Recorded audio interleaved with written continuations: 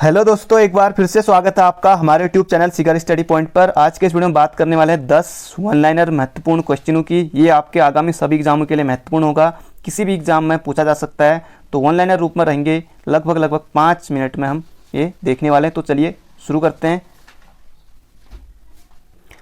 पहला प्रश्न है, report on Kumaon and Garhwal पुस्तक के लेखक हैं। बहुत ज़्यादा इंपॉर्टेंट प्रश्न है। Report on Kumaon and Garhwal पुस्तक के लेखक हैं, तो इसका सही उत्तर हो जाएगा डब्ल्यू फ्रेजर।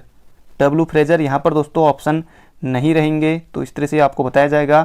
अगर आपको आ रहा है तो बहुत अच्छी बात है, अगर आपको याद भी था थोड़ा फिर भी याद आ रहा है तब आप ऑप्शन देके एग्जाम में कर ले जाएंगे, आप घबराएं बिल्कुल नहीं। तो इसका सही उत्तर हो जाएगा report on Kumaon and Garhwal पुस्तक के लेखक डब्ल्यू फ्रेजर।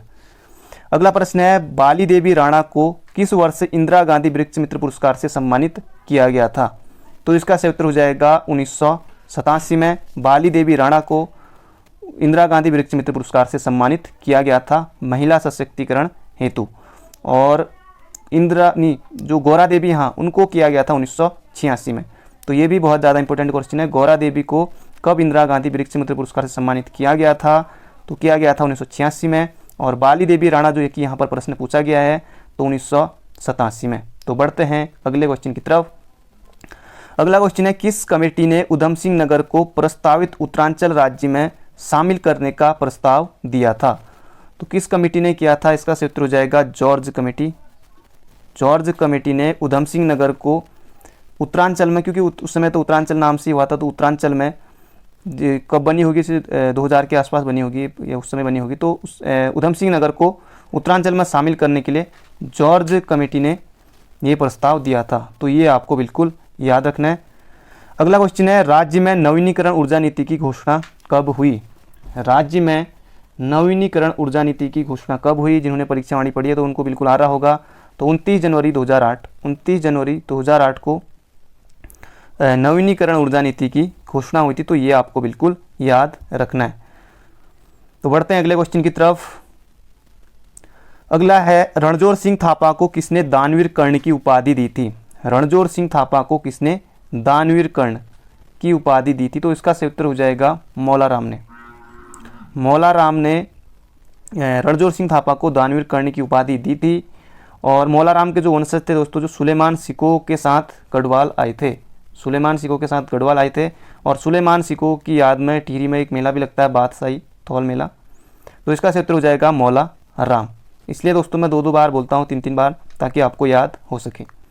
अगला प्रश्न है, सुप्रसिद्ध कविता अमर शहीद श्रीदेव सुमन के रचनाकार हैं। तो ये कविता है अमर शहीद श्रीदेव सुमन। तो ये आपको बताना इसके रचनाकार कौन हैं। तो इसका सही उत्तर हो जाएगा प्रेम, श्रीराम शर्मा प्रेम। श्रीराम शर्मा प्रेम की है। तो ये आपको बिल्कुल याद रखना है। तो बढ़ते हैं अगले क्वेश्चन की तरफ। अगला क्वेश्चन है, सयाना गीत। सयाना गीत किस जनजाति से संबंधित है? तो ये यहाँ पर आपको बताना है, सयाना गीत किस जनजाति से संबंधित। तो इसका सही उत्तर जिन्होंने सोचा है भोटिया नहीं, जौनसारी। जौनसारी से संबंधित है सयाना गीत। तो ये आपको बिल्कुल याद रखना है। और ये जैसे दीपावली होती है तो उस समय दीपावली भी ये लोग जौनसारी लोग 1 माह बाद मनाते थे, जो हमारी दिवाली होती है। और महिलाएं उस समय इसको जो है सयाना गीत को गाती हैं। तो जौनसारी में और भी जैसे जो जौनसारियों के जो गीत हैं, जैसे हारुल हो गया, जो इनके लोकगीत हैं, हारुल, मांगल, केदार छाया, ये सब इनके लोकगीत हैं। अगला प्रश्न है, और ये भी बहुत ज़्यादा महत्वपूर्ण प्रश्न है, कुमाऊं भाबर खेतिहर न्यास निधि नैनीताल जिला की स्थापना कब हुई? तो ये आपको यहाँ पर बताना है। कुमाऊं भाबर खेतिहर न्यास निधि नैनीताल जिला की स्थापना हुई थी 1906 में। तो ये आपको बिल्कुल याद रखना है। कुमाऊं भाबर खेतिहर न्यास निधि नैनीताल जिला की स्थापना 1906 में। अगला क्वेश्चन है, गढ़वाल यूनियन की स्थापना कब हुई? तो गढ़वाल यूनियन, या फिर अगर आए तो एग्जाम में गढ़वाल हितकारिणी सभा, तब आपको बताना है 1901 में स्थापना तारादत्त गैरोला। तारादत्त गैरोला ने गढ़वाल यूनियन की स्थापना 1901 में। अगला क्वेश्चन है आज का हमारा आखिरी क्वेश्चन, गुलाबी कांठा बुग्याल स्थित है। तो गुलाबी कांठा बुग्याल कहाँ स्थित है? तो ये स्थित है उत्तर काशी में। गुलाबी कांठा बुग्याल उत्तर काशी में है।